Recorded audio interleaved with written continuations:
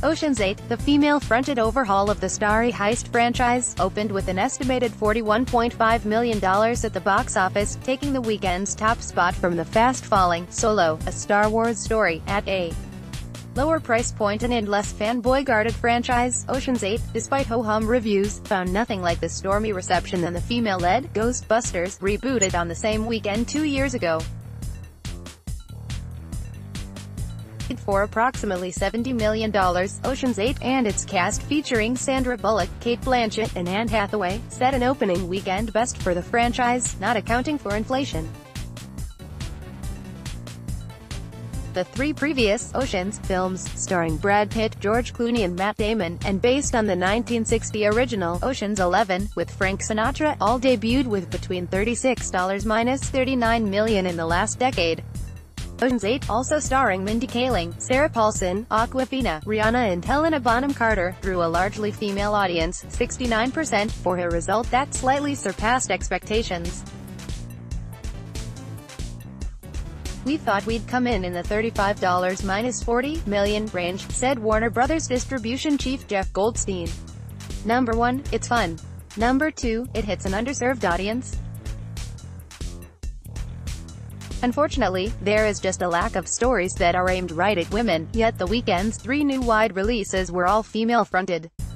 The horror thriller, Hereditary, starring Toni Collette, debuted with $13 million, setting a new company record for A24, the indie distributor behind releases like The Witch and Moonlight. The feature film directing debut of Ari Aster, Hereditary, has received rave reviews and been hailed as the year's scariest movie since its debut at the Sundance Film Festival. Either from disappointment or simply because they were stunned from fear, audiences gave Hereditary, about a family cursed after the death of its matriarch, a D+ cinema score. Less successful was Hotel Artemis, starring Jodie Foster. The global road release, also starring Sterling K. Brown, Dave Bautista and Charlie Day, flopped with $3.2 million in 2,407 theaters. Set in a near-future Los Angeles, Hotel Artemis is about a members-only hospital for criminals. Coming between more massive blockbusters like the recent Solo and the upcoming Incredibles 2 and Jurassic World, the weekend was down about 20% from last year, according to Comscore, when Wonder Woman was setting box office records. But some of the story was still the same. "There's a lot of women-powered revenue at the box office in the heat of the summer season," said Paul Dergarabedian, senior media analyst for Comscore. "Films featuring female leads are killing it at the box office, but that's been going on for quite a while." One of the early summer's more breakout hits has been the Supreme Court Justice Ruth Bader Ginsburg documentary, RBG, which has made $9.1 million in 6 weeks of release through Sunday. Opening this weekend was another documentary that may prove a similar sensation, the Fred Rogers documentary, Won't You Be My Neighbor? The Focus Features release grossed $470,000 in 29 theaters for a per-theater average of about $16,000.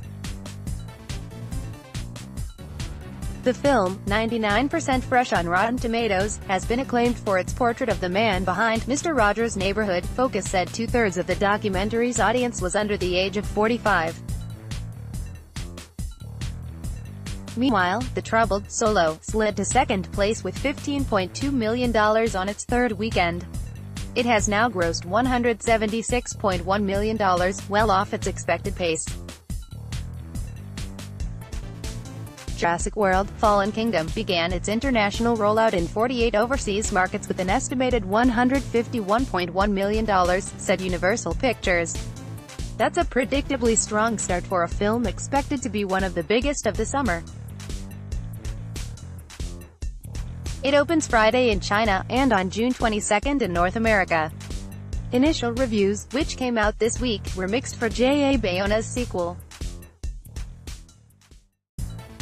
But critics were also less thrilled with 2015's Jurassic World, which grossed more than $1.6 billion worldwide.